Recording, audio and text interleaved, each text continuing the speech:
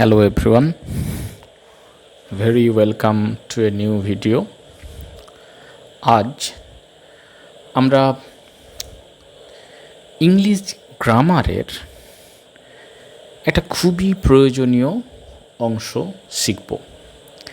বলতে পারো এটা হচ্ছে ইংরেজি গ্রামার শেখার একটা অত্যন্ত প্রয়োজনীয় অংশ। সেটা কি? সেটা হচ্ছে পার্টস অফ স্পিচ। এটা যদি আমরা ভালো করে শিখতে পারি তাহলে ইংরেজি গ্রামারের ক্ষেত্রে, ইংরেজি বলার ক্ষেত্রে আমাদের অনেকটা অসুবিধা কমে যাবে এবং আমরা সঠিকভাবে ইংরেজি বলতে এবং লিখতে পারবো গ্রামাটিক্যালি কারেক্টলি। ওকে, গ্রামাটিক্যালি একদম নির্ভুলভাবে আমরা ইংরেজি লিখতে বলতে পারবো যদি আমরা পার্টস অফ স্পিচটা ভালো করে শিখি। পার্টস অফ স্পিচটা পুরোটা একদিনে একটা ভিডিওতে করা হয়তো সম্ভব হবে না, তাই এটা পার্ট 1, পার্ট 2, পার্ট 3 করে হয়তো তোমাদের কাছে আসবে, কিন্তু তোমরা প্রত্যেকটা পার্ট ভালো করে দেখবে, আশা করছি তোমরা বুঝতে পারবে। তাহলে শুরু করা যাক আজকের video, parts of speech. Sentence বা একটা সম্পূর্ণ বাক্যে অনেকগুলো ওয়ার্ড থাকে, অনেকগুলো ওয়ার্ড মিলে একটা সেন্টেন্স গঠন করা হয়।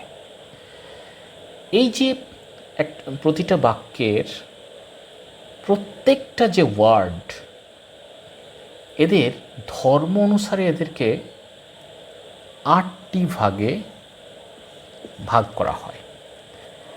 8টি ভাগে, 8 ভাগে 8। তাহলে একটা সেন্টেন্সের প্রতিটা যে ওয়ার্ড, সেই ওয়ার্ডগুলোর ধর্ম অনুসারে, ওই সেন্টেন্সে ওয়ার্ডগুলোর যে রোল, সেই রোল অনুসারে প্রত্যেকটা সেন্টেন্সের এই যে ওয়ার্ডগুলোর ধর্ম, সেটা অনুসারে তাদেরকে ওই ওয়ার্ডগুলোকে 8টি শ্রেণীতে বা 8টি ক্লাসে ডিভাইড করা যায়। আর এই যে বললাম যে প্রত্যেকটা সেন্টেন্সের বিভিন্ন যে ওয়ার্ড, সেগুলো হচ্ছে সেন্টেন্সের পার্ট। অর্থাৎ এই যে পার্টস অফ স্পিচ, এটা টোটাল 8 ধরনের।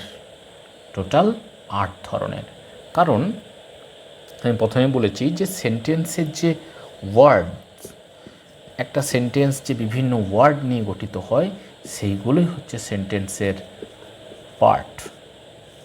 তাহলে এই ওয়ার্ডগুলোর ধর্ম অনুসারে তাদেরকে 8টা ভাগে ভাগ করা যায়। তাহলে একটা সেন্টেন্সে পার্টস অফ স্পিচ কতগুলো ভাগে ভাগ করা যায়? পার্টস অফ স্পিচকে 8 ভাগে।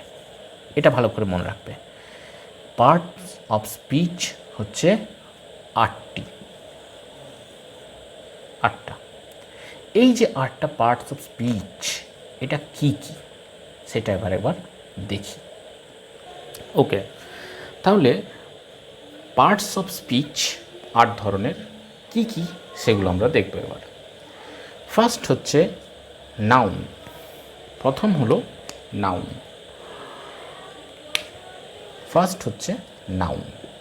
এগুলো তোমরা লিখেও নিতে পারো বা ভিডিওটা পজ করে লিখে নিতে পারো, তাহলে দেখবে তোমাদের বুঝতে অনেকটা সুবিধা হচ্ছে।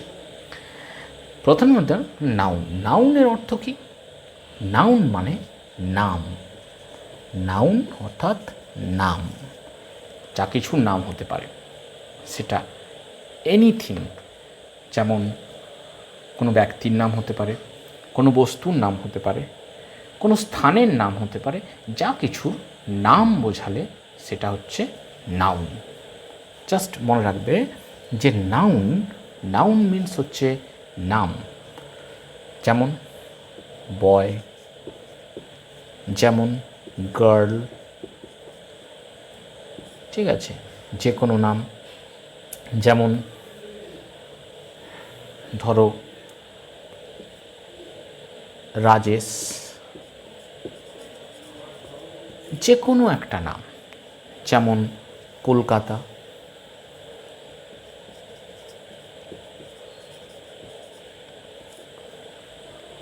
যে কোনো নাম বোঝালে সেটা হচ্ছে নাউন। ঠিক আছে, সেটা কোনো ব্যক্তির নাম হতে পারে, কোনো বস্তুর নাম হতে পারে, যা কিছুর নাম হতে পারে, অর্থাৎ নাম বোঝালে সেটা হচ্ছে নাউন। বোঝা গেছে আশা করছি। এরপর প্রোনাউন। নাউনের পর যেটা আসছে সেটা হচ্ছে প্রোনাউন। এদের প্রত্যেকটা সুন্দরভাবে বিশ্লেষণ আমি পরের ক্লাসে করব, একটা ক্লাসে তো এতটা সম্ভব নয় বিশ্লেষণ করা, অনেকটা লেন্দি হয়ে যাবে ভিডিওটা। সেই জন্য আমি এখন জাস্ট একটু তোমাদেরকে ইন্ট্রোডাকশান দিচ্ছি, পরে আমি প্রত্যেকটাকে আলাদা আলাদা পার্ট বাই পার্ট বিশ্লেষণ করে তাদের ভাগগুলো সমস্ত কিছু তোমাদেরকে বোঝাবো। এবার প্রোনাউন। প্রোনাউনের বাংলা হচ্ছে সর্বনাম, অর্থাৎ নাউনের পরিবর্তে আমরা সেন্টেন্স যেটা ব্যবহার করে থাকি সেটাই হচ্ছে প্রোনাউন।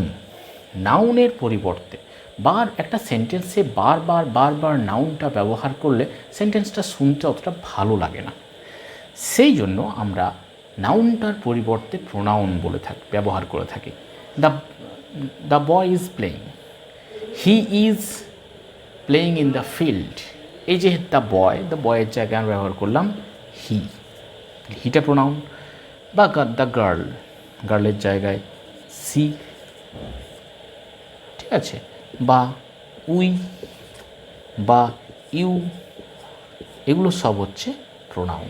অর্থাৎ সেন্টেন্সে নাউনের পরিবর্তে, নাউনের স্থানে, নাউনের পরিবর্তে যেটা আমরা ব্যবহার করে থাকি সেটা হচ্ছে প্রোনাউন।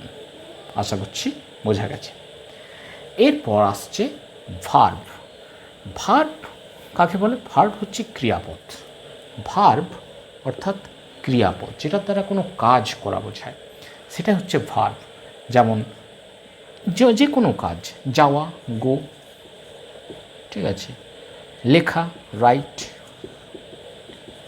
যে কোনো কাজ যেটার দ্বারা বোঝানো হয় সেন্টেন্সের মধ্যে যে ওয়ার্ডটা দ্বারা আমরা কাজ করা বোঝাই, যে ওয়ার্ডটা দ্বারা কাজ করা বোঝায় সেটা হচ্ছে ভার্ব। ভার্ব মিন্স ক্রিয়াপদ। ঠিক আছে, এরপর হচ্ছে অ্যাডজেক্টিভ। অ্যাডজেক্টিভ কাকে বলে? অ্যাডজেক্টিভ হচ্ছে বিশেষণ। অ্যাডজেক্টিভের বাংলা হচ্ছে বিশেষণ।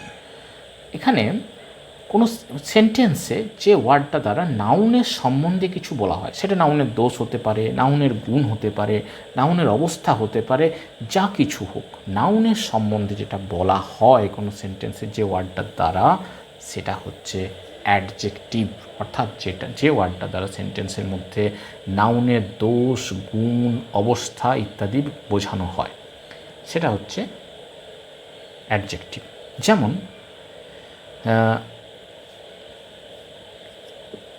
প্রিয়া ইজ এ গুড গার্ল। হয়েছে? এই যে গুড,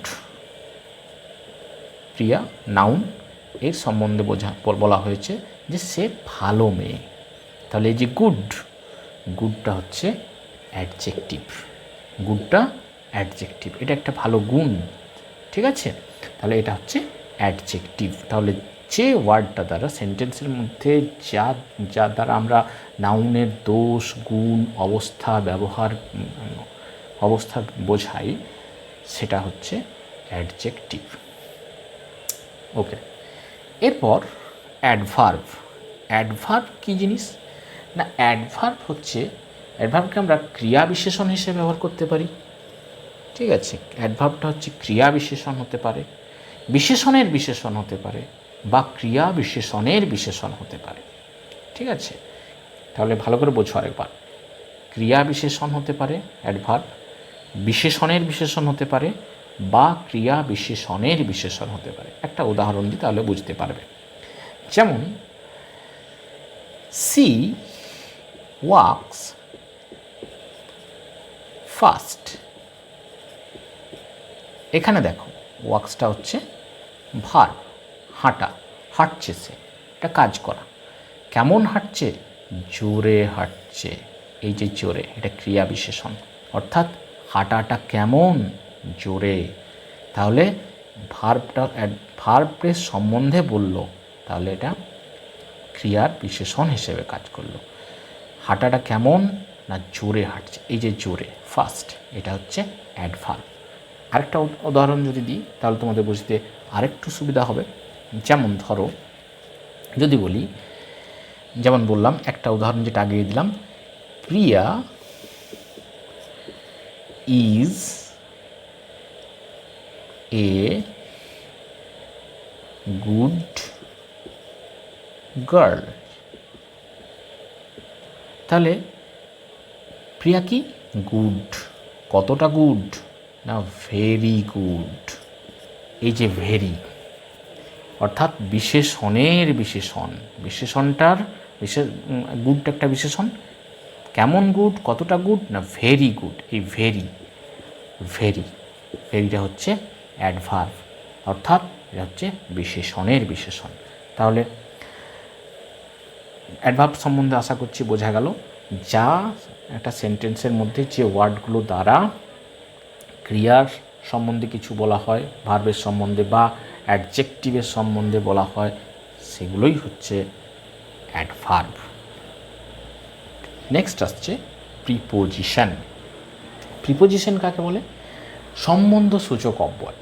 সম্বন্ধসূচক মানে একটা সেন্টেন্সে এই সমস্ত ওয়ার্ডগুলো দ্বারা, এই প্রিপোজিশনের দ্বারা আমরা নাউন বা নাউনের যেটা ইকুইভ্যালেন্ট ওয়ার্ড, সেই না তার সাথে সেন্টেন্সের বাকি যে ওয়ার্ডগুলো আছে তার মধ্যে একটা সম্বন্ধ দেখতে পাই। যেমন for example, the book is on the table. এই যে অন, এটা হচ্ছে প্রিপোজিশন, ঠিক আছে? তাহলে অন হতে পারে, টু হতে পারে, অ্যাট হতে পারে, এগুলো হচ্ছে সম্বন্ধ, অর্থাৎ নাউন বা নাউনের ইকুইভ্যালেন্ট ওয়ার্ড, তার সাথে সেন্টেন্সের বাকি ওয়ার্ডগুলোর একটা সম্বন্ধ বোঝায়, সেটা হচ্ছে প্রিপোজিশন, বাংলায় যাকে বলে সম্বন্ধসূচক অব্যয়। তারপর আছে conjunction. What is conjunction? Conjunction এটা হচ্ছে সংযোজক অব্যয়। সংযোজক, কার সঙ্গে কারকে সংযোগ করে? ওয়ার্ডের মধ্যে সংযোগ স্থাপন করতে পারে, ফ্রেজের মধ্যে করতে পারে, ক্লজেসের মধ্যে করতে পারে একটা সেন্টেন্সে। যেমন এগুলোর উদাহরণ কনজাংশন, যেমন ধরো অ্যান্ড, যেমন ধরো বাট, ঠিক আছে, যেমন ধরো অর। এটা সংযোগ সূচক অব্যয়। এটা হচ্ছে কনজাংশন মানে কি না সংযোজক অব্যয়। এটা একটা সংযোজক অব্যয়, দুটো ওয়ার্ড, ফ্রেজ বা ক্লজ, এদের মধ্যে একটা সংযোগ স্থাপন করে এরা, ঠিক আছে? যেমন ফর এক্সাম্পল যদি আমি বলি, he said this to me and my brother. এই যে অ্যান্ড, এটা সংযোগ স্থাপন করেছে, তাই এটাকে বলা হয় কনজাংশন, সংযোজক অব্যয়। তারপর হচ্ছে interjection. What is interjection? Interjection কি? ইন্টারজেকশন হচ্ছে অনুভূতি সূচক অব্যয়। ভালো করে বোঝো, ইন্টারজেকশন হচ্ছে অনুভূতি সূচক অব্যয়। অনুভূতি সূচক অর্থাৎ না সেন্টেন্সের মধ্যে যখন আমরা কোনো সাডেন ফিলিং এক্সপ্রেস করি, সাডেন ইমোশন এক্সপ্রেস করি, সেটাই হচ্ছে ইন্টারজেকশন। এটা সেন্টেন্সে আমরা বলে উঠি না কিছু শুনলে, ওহ বা alas, we have lost the match, বা হুররে, ঠিক আছে? যেমন কোনো কিছু শুনলে আমরা বলে উঠি, ওহ হোয়াট এ লস। এই যে ওহ, এই যে এলাস, এই যে হুররে, এই যে ধরো বলি ব্রেভো, এগুলো হচ্ছে আমাদের ইমোশনটাকে, হঠাৎ সাডেন ফিলিংসটা, সাডেন ইমোশনটা আমরা এই ইন্টারজেকশনের মধ্য দিয়ে প্রকাশ করে থাকি। এগুলোর প্রত্যেকটার আলাদা আলাদাভাবে বিশ্লেষণ আমি পরে নিয়ে আসব পরের ক্লাসে। এখন জাস্ট তোমাদেরকে একটু ইন্ট্রোডাকশন দিলাম যে পার্টস অফ স্পিচ কত প্রকারের, 8 প্রকারের, কি কি, noun, pronoun, verb, adjective, adverb, preposition, কনজাংশনের ইন্টারজেকশন। ঠিক আছে, এগুলোর উদাহরণ তোমাদেরকে দিলাম। এরপর আমি প্রত্যেকটার আলাদা আলাদাভাবে বোঝাবো ক্লাসে। তোমাদের বুঝতে কিছু অসুবিধা হবে না। তোমরা খালি ফার্স্ট পার্টে এটুকু জেনে রাখো যে পার্টস অফ স্পিচ কত প্রকার, 8 প্রকার, কি কি এই 8 প্রকার। ঠিক আছে, আশা করছি তোমাদের ক্লাসটা বুঝতে সুবিধা হয়েছে। যদি তোমাদের আমার ক্লাসটা ভালো লেগে থাকে অবশ্যই আমার চ্যানেলটা সাবস্ক্রাইব করবে এবং আমার ভিডিওস অন্যদের মধ্যে শেয়ার করবে। Okay, thanks for watching, see you in the next class, till then, good bye.